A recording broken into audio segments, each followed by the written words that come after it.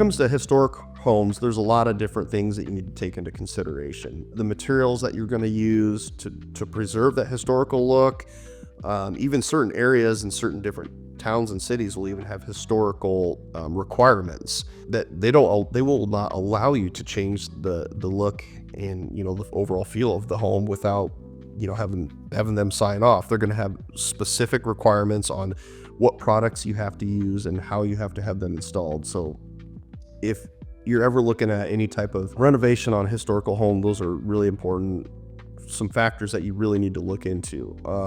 When you're hiring your roofing contractor, if you bring this to their attention that you have a historical home when you're going to get your estimate, your contractor should make sure they do the proper research and due diligence to put on the proper, to put on the correct materials and keep your home, with that historic look.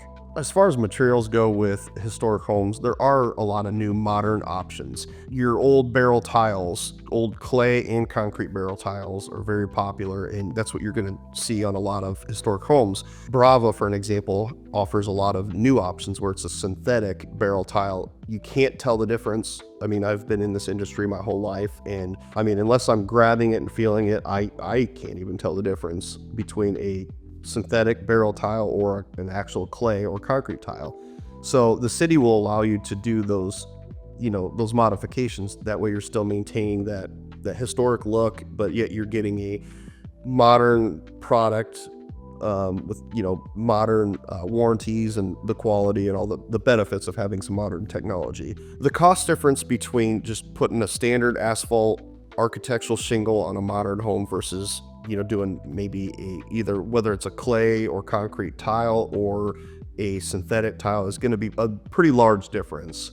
I would say at least double. Just the overall materials are a lot more expensive. Again, the labor is going to be more expensive because the synthetic materials interlock and have different fastening patterns. And then another thing to take in consideration, if you have a historic home, you're probably going to have a lot more protrusions through the roof and hips and turns and valleys and just decorative features that you might not see on your typical standard home, in just a regular neighborhood. There's going to be more crown moldings and different things like that. So for your gutter aprons and drip edges and stuff, there's going to be a little bit more just fabrication on the install to just make sure everything flows well with the with the historic moldings and things like that on the home, and just make sure it's all done properly.